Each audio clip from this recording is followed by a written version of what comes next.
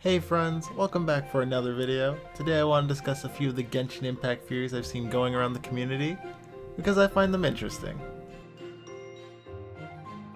As many of you know, Genshin Impact Genosises look like chess pieces, so many players have come to assume that Genshin Impact is just like a chess game. If you forgot the rules of chess, don't worry, you're allowed to check.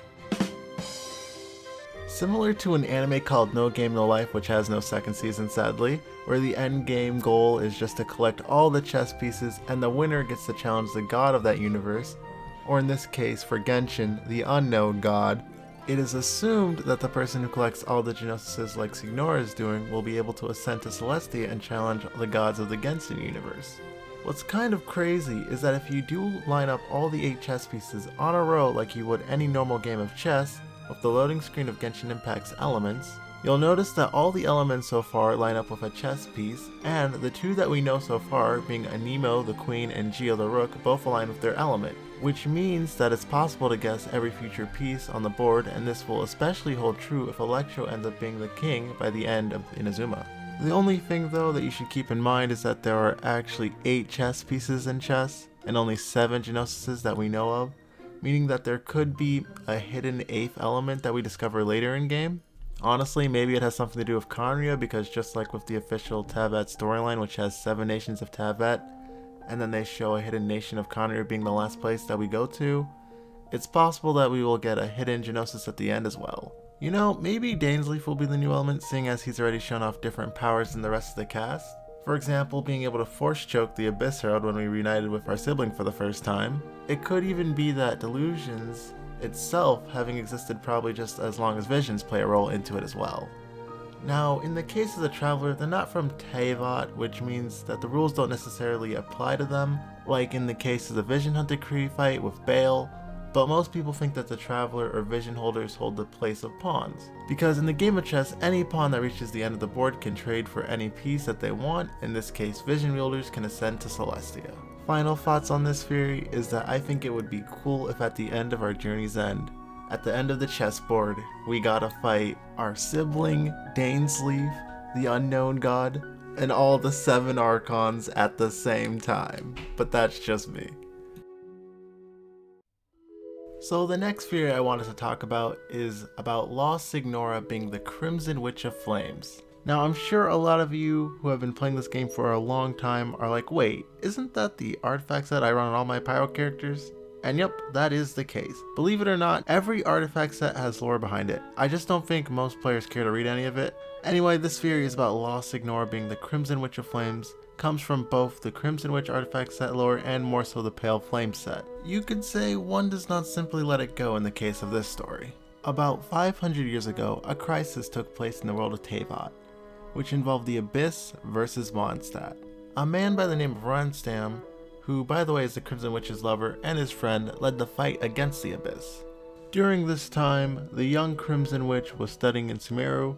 Before this calamity struck, however, and before the Crimson Witch went to Sumeru, she was given a special Hydro timepiece to count down the time required to finish her studies at Academia. For those of you who don't know, Sumeru Academia is Sumeru's leading institution in arcane arts and historical records, as well as the most prestigious institution in all of Teyvat. We believe she was given the timepiece from Ronstam. By the time the countdown ended and she returned to her hometown, its previous owner had become a casualty of the crisis. And if you're wondering where Venti was during all of this, he was probably sleeping, maybe even drunk as we know him, but he did not show up to fight with Davalin against her until the end of the crisis. When she finds Romstan dead, she turns into the Crimson Witch of Flames of grief from his death, killing every monster she finds along with her own life.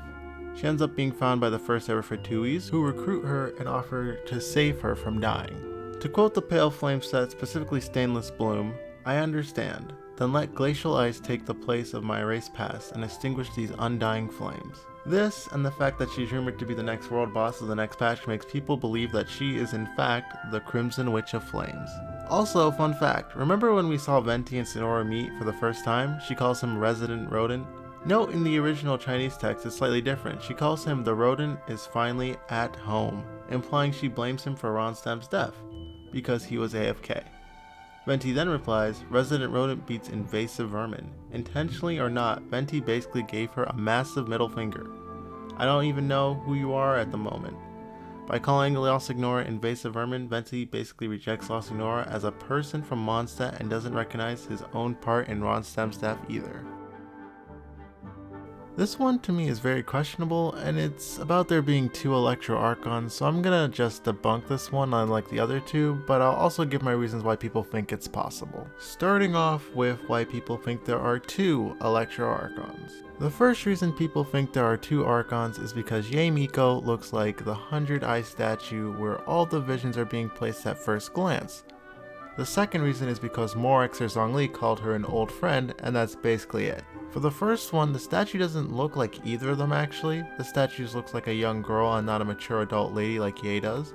Also, Yae's hair pattern does not actually match the statue, nor could her ears work with its look. Now, Morax called her an old friend, but the term old friend does not have to be 1,000 years ago, back when the Fire Nation attacked. It can be used for someone you knew in high school or worked with for 1 year.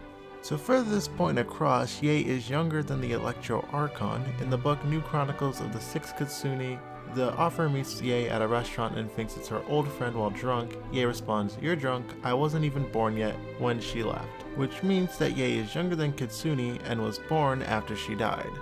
Kitsune was alive 500 years ago, and we know that because of the crafted weapon Hakushin's ring, which contains Kitsune's lore, and she served under the Raiden Shogun, which again means that Yae has to be younger than the Raiden Shogun. So I don't think Yae can be the first Electro Archon. You can believe what you want, but I just don't think so. Scaramouche is probably the most hyped up character since Ayaka and Zhao, and I have a feeling that when he reappears in the story again, he's gonna gain even more fans.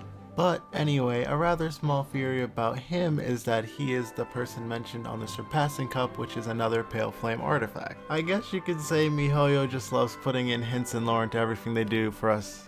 The Surpassing Cup talks about a human who surpasses all others, so much so that the event that gods don't even meddle in their fate. They were a divinely created being but was cast aside like rubbish. Now we all know that Albedo is a created being, but as of right now I'm leaning to the fact that this has to be a member of the Fatui, because only members of the Fatui are mentioned in the Pale Flame description. Also, if you take a look at his eyes and the Raiden Shogun's eyes, you'll actually notice that they look the same. And the only other time that eyes look the same in Genshin is for siblings, like with Barber and Jean. So it could be the case that they're related somehow.